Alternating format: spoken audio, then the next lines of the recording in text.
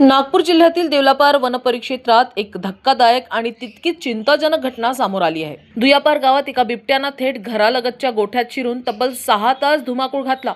मात्र यापेक्षा अधिक गंभीर बाब म्हणजे बिबट्याला बधीर करण्यासाठी आणलेली डार्क सिस्टम कालबाह्य औषधांमुळे पूर्णपणे निष्क्रिय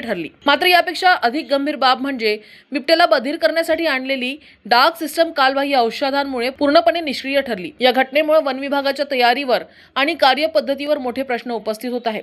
शनिवारी सकाळी 11 वाजताच्या सुमारास दुयापार गावात अचानक खळबळ उडाली।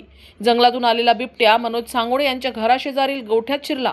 त्यावेळी घरातील लहान मुलगा अर्णव यांनी बिबट्याला गोठ्यात जाताना पाहिले आणि तत्काळ कुटुंबियांना माहिती दिली।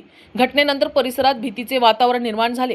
ग्रामस्थांनी तातडीने वन विभागाला कळवले। रेस्क्यू टीम घटनास्थळी दाखल झाली, मात्र त्यांच्याकडे असलेली डार्ट सिस्टम निष्क्रिय ठरली, कारण बिबट्याला बधीर करण्यासाठी आवश्यक असलेली औषधे कालबाह्य होती।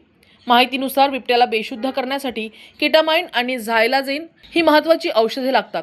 मात्र नागपूर वन विभागाकडे ही औषधे उपलब्ध का नव्हती, हा मोठा सवाल उपस्थित होत आहे। या घटनेनंतर वन विभागातील अंतर्गत विसंवादही उघड झाला आहे। रेस्क्यू टीम मधील पशुवैद्यकीय अधिकारी आणि स्थानिक वन अधिकाऱ्यांमध्ये समन्वयाचा अभाव असल्याचे समोर आले। औषध नसल्याची माहिती आधीच देण्यात आली होती असा दावा करण्यात येत असला तरी त्यानंतरही टीम घटनास्थळी का दाखल झाली याचे स्पष्ट उत्तर मिळालेले नाही। नागपूर जिल्ह्यात वाघ आणि बिबट्यांच्या घटनांमध्ये वाढ होत असताना वन विभागाची ही निष्काळजीपणा धक्कादायक आहे। नागरिकांच्या सुरक्षेसाठी जबाबदार असलेली यंत्रणा जर अशा प्रकारे अपयशी ठरत असेल तर भविष्यातील संकटांची कल्पनाही करवत नाही। आता या प्रकरणात जबाबदारांवर कारवाई होणार का आणि अशा घटना पुन्हा होऊ नयेत यासाठी काय उपाययोजना केली जाणार याकडे सर्वांचे लक्ष लागले आहे। न्यूज एक्सप्रेस करिता पंकज चौधरी, रामटेक, नागपूर।